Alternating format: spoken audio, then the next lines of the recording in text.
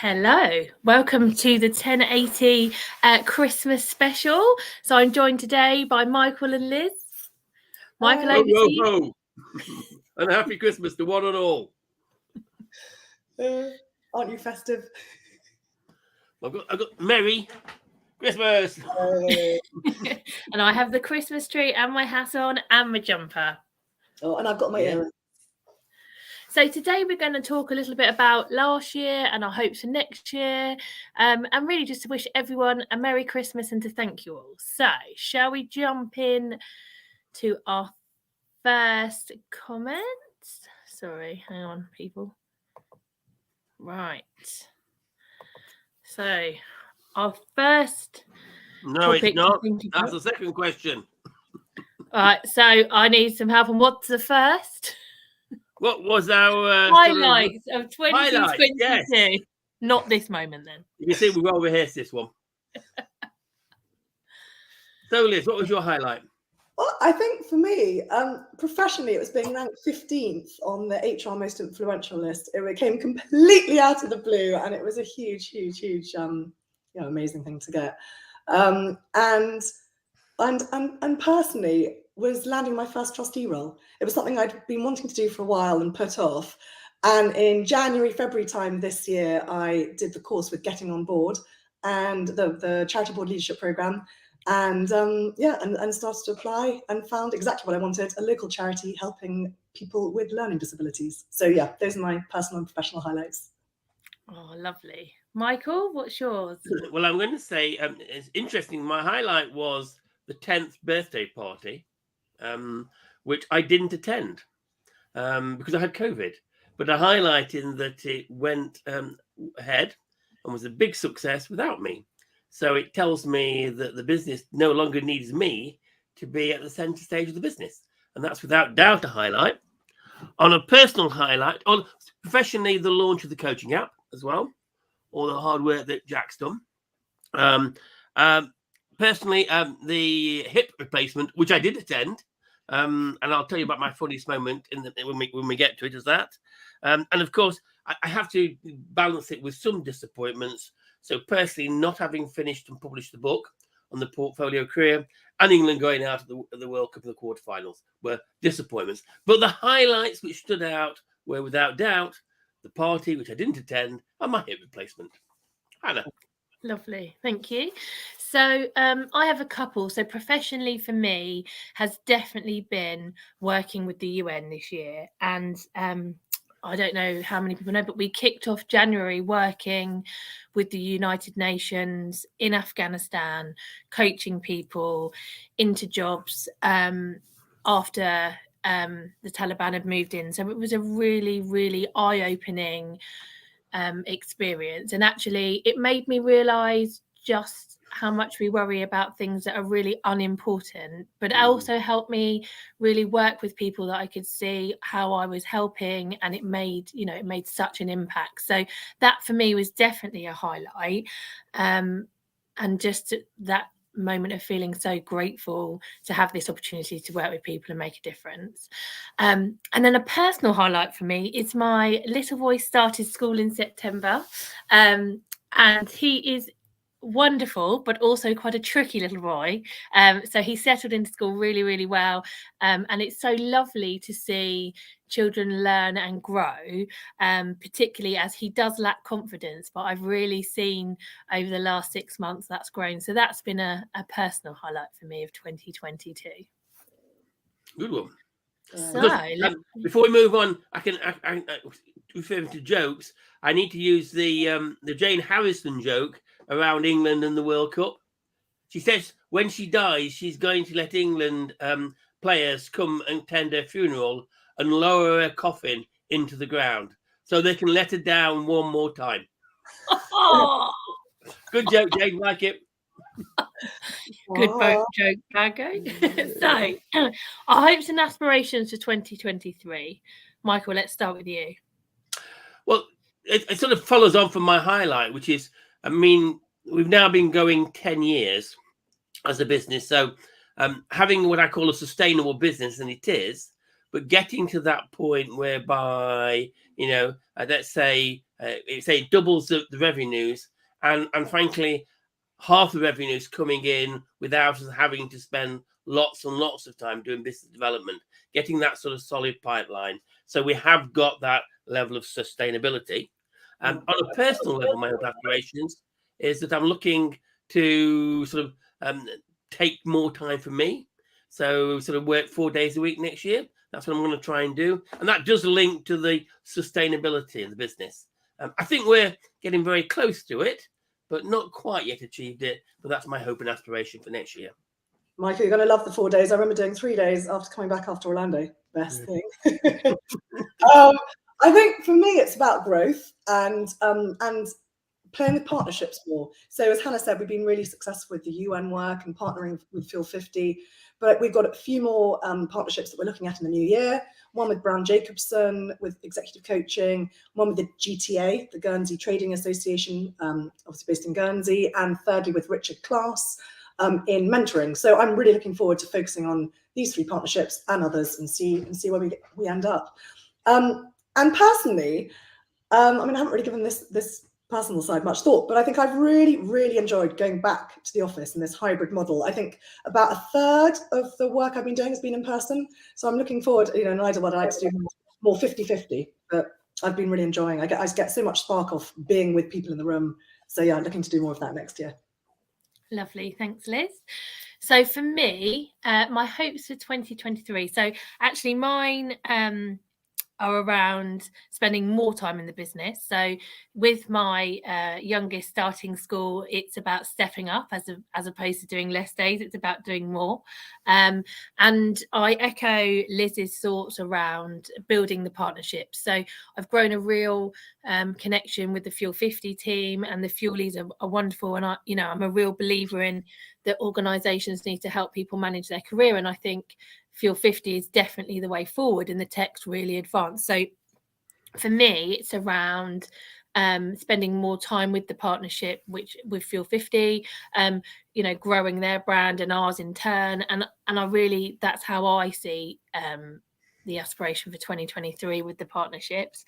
And then, as I said, it's having a more active role in the business. And one of the nice things about, sorry, Michael, not being at the birthday party was sharing the stage with Liz, which was very new for me and was really out of my comfort zone.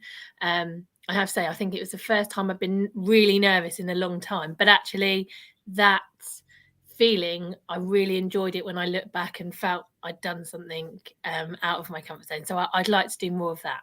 And Hannah, you did a fantastic job. And Michael, my low point was you not being there. Oh, cheesy. Okay, so personal development for 2023. Given what we do, I'm pleased to say we've all given some thought for 2023 and how we want to grow our careers and develop ourselves. So who wants to go first? Shall I go? I think, so 2 years ago, literally today, I found out that I passed the AOEC Executive Coaching Practitioner Diploma. So I've really been enjoying getting more coaching clients. I've been doing a fair bit in maternity coaching as well.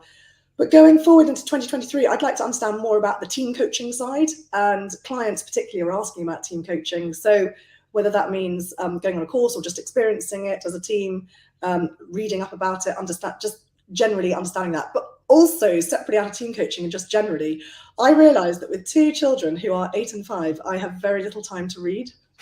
And the only time I actually ever read is on holiday. I always try and sit down to do reading, and then I either fall asleep because I'm so tired, or it just doesn't get done. So I want to dedicate some time to doing more reading. Good. Nice. Michael? So following on from Liz, my answer, Liz, to not having time to read is to listen to podcasts. Particularly, I'm trying to exercise, so I'm walking from A to B. And so I did think I would first of all highlight my favourite podcast at the moment. So we've got Nudge, which is about the behavioural insights and how you get people to change behaviours. You've got More or Less, which is about stats and particularly how politicians lie using stats or tell you the wrong stats. Great one, Radio 4 programme. For my favourite economist, Tim Hartford, there's Cautionary Tales. And of course, Matthew Side's Sideways. So my game plan is to build my repertoire in podcasts, and not just in terms of listening to them. As most of you will know, I've got a personal podcast, nothing to do with work, called An American Journey, which is a commentary on all things American and places you can go to. And that's led me in to try to develop my video and tech skills in order to produce podcast video, and indeed things like this. So I really like the ability to communicate with people on video and podcasts, and so I'm looking to develop those skills in the next year, and particularly aligning that to the resources we have on the app. So it's about moderating and then creating our own materials on the coaching app. That's me for next year. Good one. Good one. Hannah. So mine is, so I'm going to follow potentially in Liz's footsteps and get my executive coaching qualification, which I'm very much looking forward to. Yet to decide where, but need to do some research on that. So one of my things is to spend some time with executive coaches to see and get their experience of, you know, what they enjoy, what works well. So not only doing the qualification, but just getting a real insight into the role and the kind of insight you give clients. So that's one of mine. Another one for me is, and this is personal, is I've signed up for a walking marathon in May. So one of the things that I always put to one side, as well as reading, is exercise or just time for myself. So one of my things from now until May is I have a number of different walking routes locally and in town that I'm going to take to start developing up the ability to walk a marathon. But also I've got a series of different audio books to listen to while I'm doing that. So they are my keys from now until May to get myself up to the walking marathon. Hannah, that's great. So this one, funniest moment of 2022. Shall I go? Yeah, So really funny. Well, and it's also important you should laugh at yourself. So I'm been admitted into the hospital for my hip replacement, and as anyone knows, been to hospital, they do 1,001 checks around. So name, date of birth, you know, are we going to operate on the right or left hip? And the nurse comes and says to me, "Oh, Mr. Moran, welcome. You know, having your hip done." Yes, I see you're 79. I said, "What?" Oh, and I saw the picture. Oh, yeah. Oh, you're not 79, are you, Mr. Moran? No. If only you could add up. But so that was. and she didn't even look. I said, like, "Oh, I'm sorry, Mr. Moran. I can see you're significantly younger than a 79-year-old, but you know." At least you didn't say you're significantantly older. That really depressed me before I went down for my surgery that somebody thought I was 79. Oh, so I'll do mine. Mine is less. Well, I found it less funny, but I feel like other people have found it very amusing. So I went to pick up Frankie from school with day 3. All's going well, kind of. He's not massively keen to go in, and the teacher's like, "Can I have a word?" And I thought, oh no. Now, bearing in mind, my first exposure with Alfie, who is a lot older, has been, he's a delight. He talks, he's so friendly. So I'm thinking, I hope it's good news. As the teacher said to me, "So I asked Frankie if he'd like to come and sit down and do some work," to which he replied, "No, thank you," and carried on. So the teacher then had to say, no, I'm sorry, you need to come and sit down and do some work. So he said, "No, you asked, would I like to? And the answer is still no. But if I have to, I'll come." At which point the teacher said, "I've clearly got a bit of a handful here." I was like, "I think you have." I was mortified, but quite clearly lots of people in my family found it very amusing because, you know, strong character there. So that's mine for 2022. Love it. I love it. Well, mine, I had some bizarre, like funny, peculiar moments. One in particular, I'd donned my lycra leggings, all ready to do the Tooting Common charity, the park run that the boys love doing, the 2K run on a Sunday, and bump into a client. And you know, it's that sort of out of context. I had no idea that Florence Expert Capital lived in Balham. And then, what else was I going to say? There were 2 things. And then, World Remit, Mary, had no idea that both her daughter and my son were at nursery together, another client in Balham. But so there's all these funny things. And then I should say, Michael and I, when we very, very first met, I was on this age-related thing, I was a young person on the National Rail, and I loved it when I asked if I showed my 16 to 25 card. And then obviously all these years later, I now hit my 5th decade. So much so that I was asked to talk on a panel of National Older People's Week, and they didn't ask Michael, who isn't 79. I'd even got out the outer limit, Liz. Upper old. Geriatric senile. I love it. So yeah, lots of fun. So the next topic is the 10th birthday party. So what was your highlight? Well, I think really so sad that Michael wasn't there, even though he said it was his highlight. But I think just such an achievement to have had 200 people, you know, from Ned's, the core team, clients, associates, friends and family, all there on the top 2 floors of the Shard. We had, you know, delicious, in fact, that was a real highlight, trying out all the canapes and bowl food. And the CYM playing their wonderful, with their jazz band. It was just a really, really, really fun night. Hannah and I cut the cake, did the speeches, and what also topped it off was the photo booth as well, which was really fun. So yeah, lots of highlights. Hannah, I don't know if I missed anything out or you'd like to share. No. So for me, what I feel immensely proud of is that the team are so good at having new innovative ideas like the photo booth and this real mix of it's fun, but also, you know, we're all there for good causes. And I really like the fact that all the team pulled together and worked really well, and we really did put on a brilliant event. So I think not just us, but Sam and Jack and Joan and everyone, it was a real good event, and I feel very proud to work for such a good team. Yeah. I obviously can't comment because I wasn't there. So on to the real important stuff. What does Christmas and New Year hold? Michael. Well, sort of Christmas Day will be spent with family, so with the grandchildren coming round, and I'm cooking breakfast, and my son Tom for Christmas lunch. Good. Boxing Day we go to friends, and on New Year's Eve we're having a big party because next year is a big birthday for me. It's not 79, but we will be celebrating that with fireworks. So that's my New Year's. Lovely. Liz? That's really fun. Well, on Wednesday, Mark, my husband's sister, comes over from America. So she's there and she's with her husband, 3 boys who are between 10 and 5, and my father-in-law. So they all come to stay with us in Balham. What I haven't said is Mark and I are actually moving out to a neighbour around the corner so we can, just for the nights, so we have a nice line in the morning. Oh, lovely.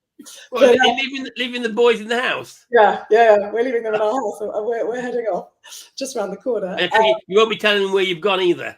No, I know that's going to be definitely very quiet.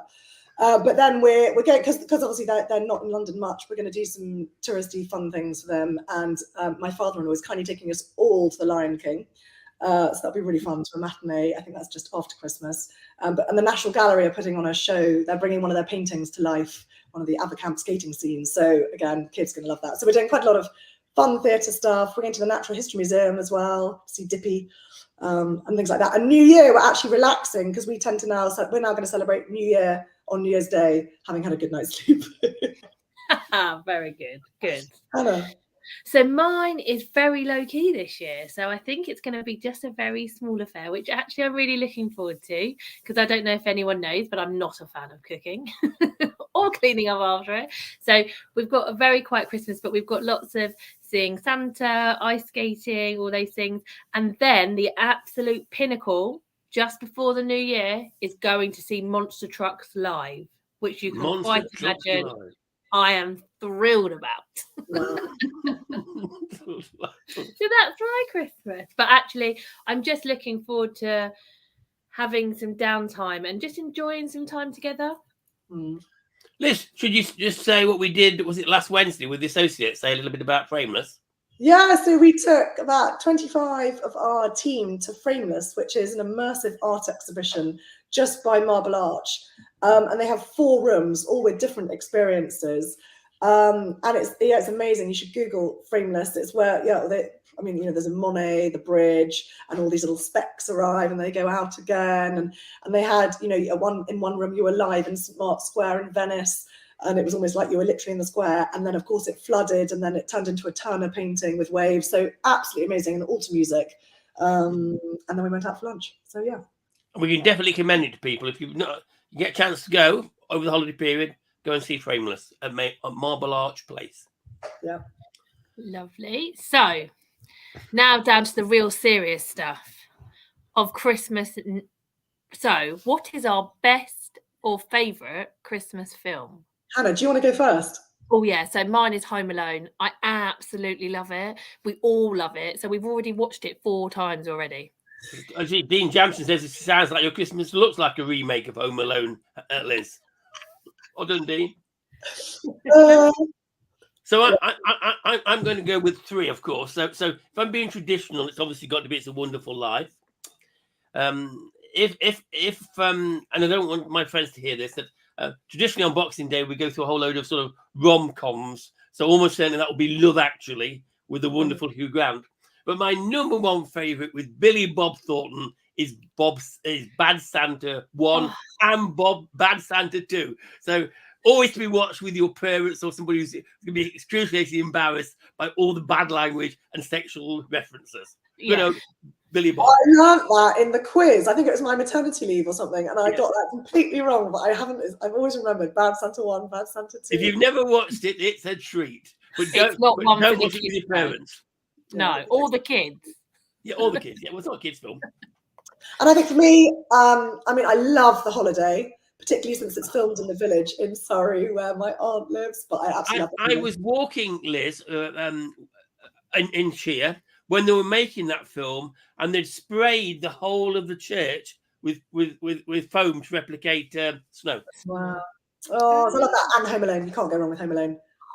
So what's the name of the actress with the silly smile who's leading it? What, in The Holiday? Yeah. Cameron Diaz. Cameron Diaz, terrible.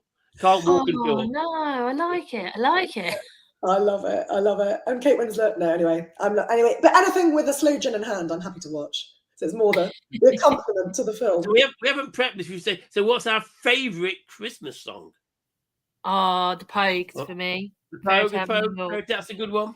Oh God, Orlando's just been learning the chestnuts roasting on an open, whatever it's called. He's just Fire, yes. It's more a carol than a song, isn't it? Yeah. Oh my goodness, there are so many.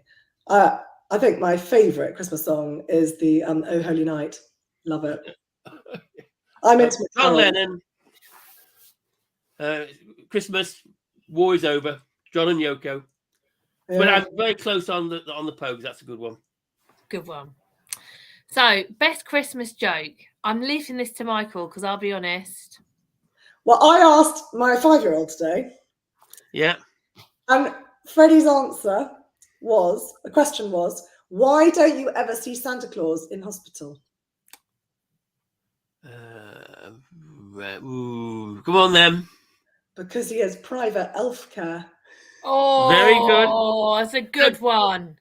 So I cheated. I obviously went on to Google. So in the very same vein, because I think I was this. So what sort of motorcycle does Santa ride? Ready? A Holly Davidson. Oh. And let's follow it up. So how much does Santa's sleigh cost? And this is a bit subtle, to be honest. Nothing, because it's on the house. Oh. Borderline. But if you Google, there's like top 25 Santa jokes. So, and some of them are terrible. You know, the one that won the FT competition last year was what's a hypochondriac's favourite drink? Champagne. Yeah, I think that's about on the house one, isn't it? Really, you don't want too much subtlety with a Santa joke. Hannah, have you got one to add in, or are you happy to pass? I did know. I was happy to pass. I knew Michael would come with a couple. So I left that for him.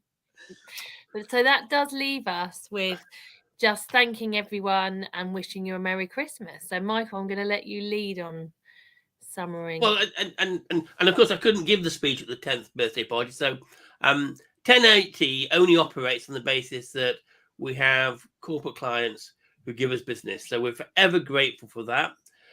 We couldn't deliver what we do without our associates. So it goes without saying, all what we do is down to the people who support us. So we're very grateful, and we wish all of them a very happy Christmas and, equally important, a prosperous new year. Absolutely. Hear, hear. Thank you, everyone. Shame we don't have a glass of champagne sitting right here. No, got the coffee, but Monday morning champagne would be a little dangerous, I fear. So we'll just finish on that. So Merry Christmas to everyone and a Happy New Year. And here's to 2023. Absolutely. Yes. Happy- In the words of Noddy Holder, it's Christmas. Bye. Bye. Happy Christmas. Bye. Bye.